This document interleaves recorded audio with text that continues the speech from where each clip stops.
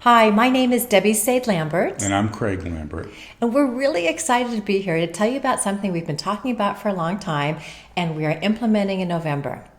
As couple therapists, we see thousands of couples, and it excites us to see the transformation that takes place from the time they step into our office to the time they leave.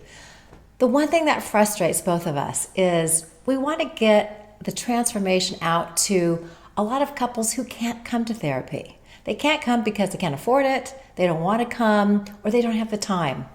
And so Craig and I came up with an idea to provide in 4 hours a lot of the nuts and bolts and tools and techniques that we teach in couples therapy.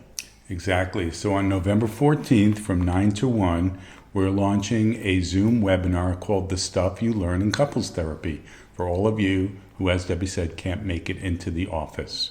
So you don't need to go to couples therapy, just join us November 9th, 14th. November 14th from 9 to From 1. 9 to 1. You can click on the link below, and we look forward to seeing you there. It'll be fun, practical, and we guarantee you're going to walk away with things that you're going to want to implement because they're really easy, but they make a big difference.